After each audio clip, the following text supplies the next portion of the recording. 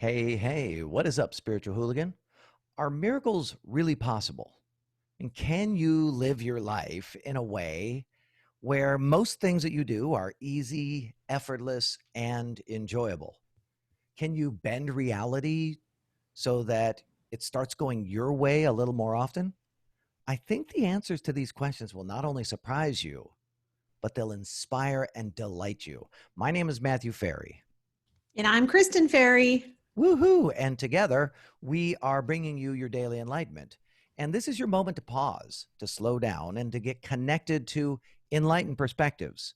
We want to help you to quiet your mind and restore your peace. Now, we just got off the phone or off a Zoom call, really, with our Ignite Mastermind group, and that's the group of people that we connect with every week and assist them in living in a state of enlightened prosperity. And one of our members was reporting a miracle that had happened, and she had said, I have this rental property and I was just biding my time, waiting for my renters to start calling me and asking me to not pay rent. And I was really resisting it. And I got a text from one of my renters. And he asked me if I would cut the rent by 20% for a month. And she said that instantly, oh, right, oh gosh, instantly she had this reaction. And she said, and I was so grateful that I got it in text because it gave me a moment to pause and to get connected with enlightened perspectives. And she said, I remembered that I have a commitment to doing a 30-day opinion diet. And so she gave up her opinion and said, instead of having an opinion and instead of pretending like I know what's happening and resisting, I'm just going to find out what's going on with him. And I picked up the phone and I called him and I was curious and I really wanted to understand. I wanted to get deeply connected to what he was going through. And I also made peace with, you know what? He only wants a 20% reduction in rent. I was preparing for people wanting to pay no rent. So if he wants a 20% reduction, I'm going to give it to him. But I want to understand, I want to be connected in his world. And through that conversation, in the end, he said, you know what? Actually, forget about it. We're going to pay the whole thing. We're going to pay the full rent. Don't even worry about it at all. And she was like, oh my God, it was like a miracle situation for her. And then she wanted to reciprocate. And she said, you know, those things that you guys had, screwed up the garden in the back. Don't worry about that. I'm sending my crew in and I'm going to make sure that you have a beautiful garden for the summer. And they just, like she said, I experienced this incredible, love and connection with this person that I barely had any relationship with. And it really started with the opinion diet. So can you create miracles in your life?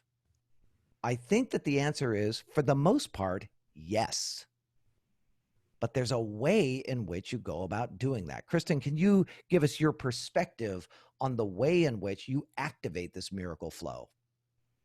I think you really touched on it, Matthew. I think it really starts with stepping back and not assuming that A, we know what's going on with someone, or B, sort of starting the fight before the dialogue even begins. That when we're in that defensive, I'm being attacked, I have to like make my case to get what I want. When we evoke those kinds of survival based ideas and just sort of that stance in a conversation with someone, we completely miss the opportunity to A, build relationship, but B, for something miraculous to happen, to completely hear people out, understand their point of view, take it all in, and then be collaborative. And what I loved about this example from our mastermind member was that she was prepared to do that. She was prepared to fight. And she stepped back. She remembered the 30-day opinion diet that we've been talking about. And it just gave her the freedom to be in a dialogue. And you take that example, and what we want to do is just pull apart the dynamics. The dynamics are, she wasn't resisting. She wasn't in a fight state. She was open. She was curious. And ultimately, the miracle was that this person completely reversed their perspective on asking for the discount, asking for the money off. And so if we apply that to our own lives, for me, what it's really about is staying in that open and curious state. busting myself that I know what should happen, or busting myself that I know I should respond in a certain way to get a certain result.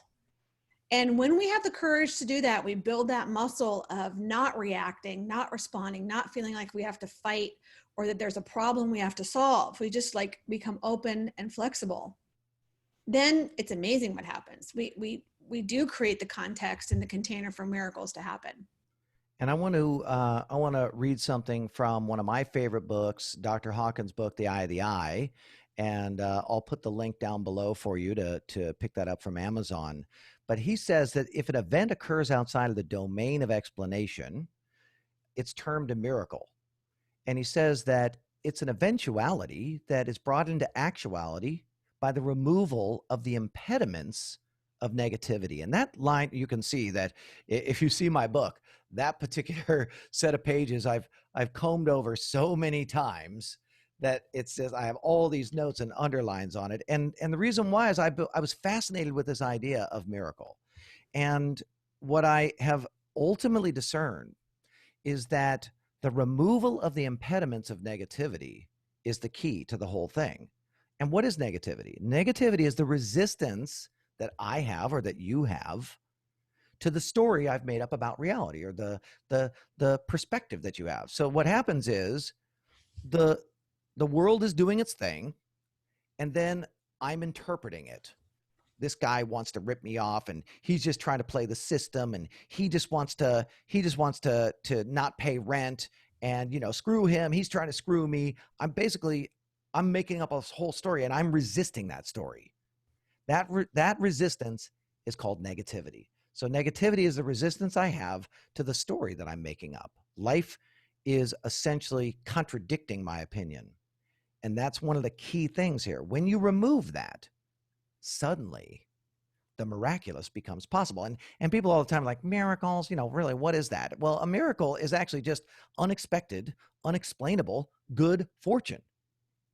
And that's a thriving state. You can't get to unexpected, unexplainable good fortune if you aren't in this flowing, free, curious, like what's out there, like open, like really seeing. If you can't really look into the environment and be open, no miracles are going to happen.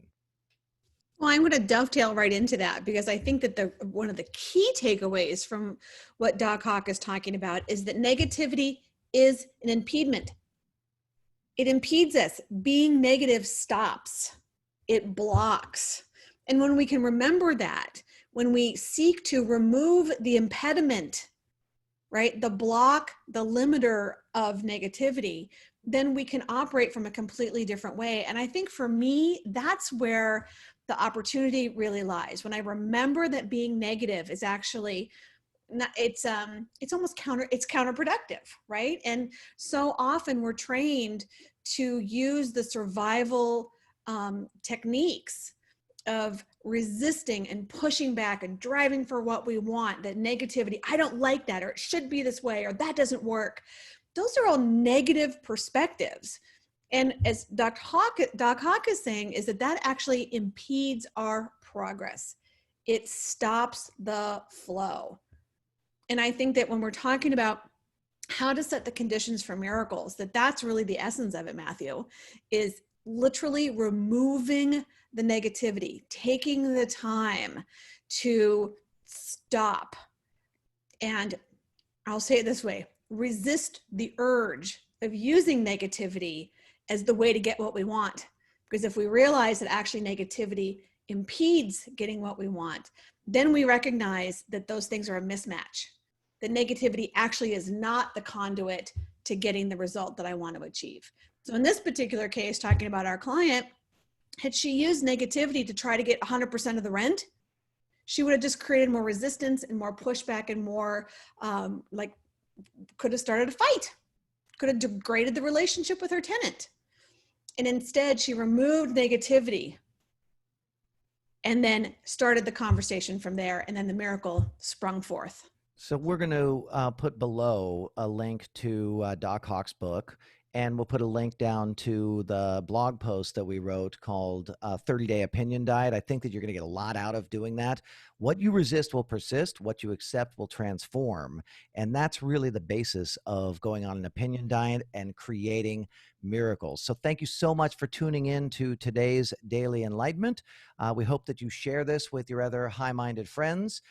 Please subscribe if that is something you'd like to do. And we're looking forward to talking to you next week. Thanks for tuning in.